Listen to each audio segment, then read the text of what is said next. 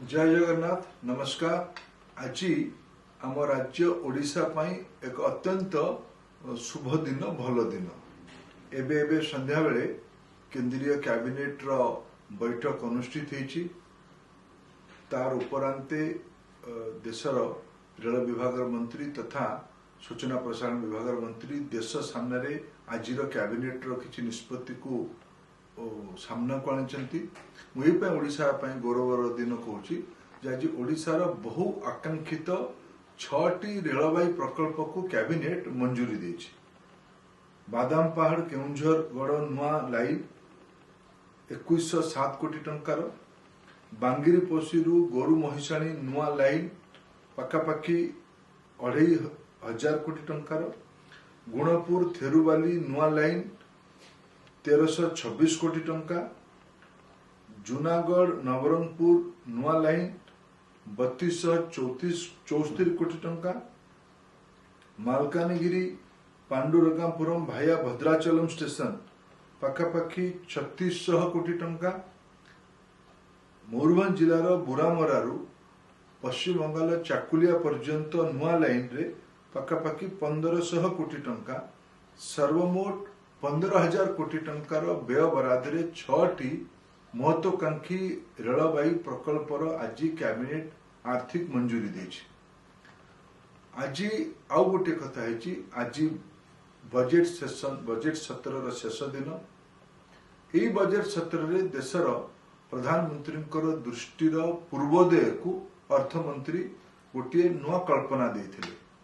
बिहार, झारखंड, ओडिशा, पश्चिम बंगाल, छत्तीसगढ़, आंध्र प्रदेश ये अंचल को लेकिन पूर्वोदय कल्पना कथा प्रधानमंत्री किछि वर्ष है करके विकसित भारत पाई ये अंचल विकास आवश्यकता ताकू सामने रखिकी पखापाखि 17,500 कोटी टंकार विभिन्न प्रकल्प ता भीतर ओडिशा रे 15,000 कोटी टंकार प्रकल्प आज सैंक्शन होईची।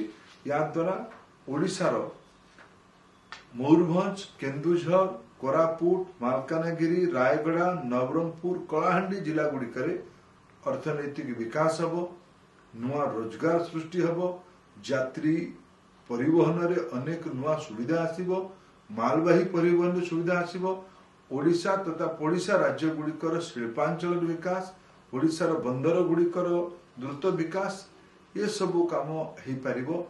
गोटे 21 शताब्दी 21st सेंचुरी इंफ्रास्ट्रक्चर ये बजेट माध्यम रे पूर्वोदय योजना जोटा को प्रधानमंत्री कहिथिले सेटा आज साकार बजेट एबे हेइथिला।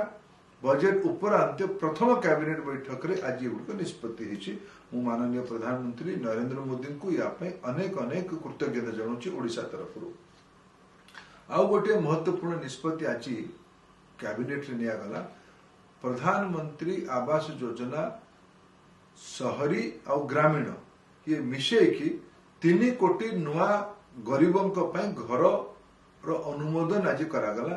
पखापाखि 5,36,000 कोटी टंका व्यय देश रे 3 कोटी नुआ प्रधानमंत्री आवास योजना रे सहरांचल और ग्रामांचल घर हम। ये भी पूर्वोदय गोटे बहुत बड़ पदक्षेप, गोटे बहुत बड़ निर्णय। या द्वारा ये अंचल गरीब लोक मानकर सबुठु अधिक लाभ हम। ये 3 कोटी घर जदि अधिका घर किए पाइब को राज्य गुड़िक पाइबे आम राज्य ओडिशा ता भीतर गोटे अग्रणी राज्य हम। या देशर प्रधानमंत्री श्री नरेंद्र मोदी को कृतज्ञता जनाऊँ। देशर अर्थमंत्री श्रीमती निर्मला सीतारमण को धन्यवाद दूची तथा ये ओडिशार महत्वाकांक्षी रेलवाई प्रकल्प गुड़ी सफल क्रियान्वयन करने निष्पत्ति नहीं रेलमंत्री श्री अश्विनी वैष्णव को भी ओडिशा तरफ धन्यवाद दूची। ओडिशावासी या द्वारा लाभ पाइबे, ओडिशार विकास हम, ओडिशार द्रुत प्रगति हम। बहुत बहुत धन्यवाद। नमस्कार। जय जगन्नाथ।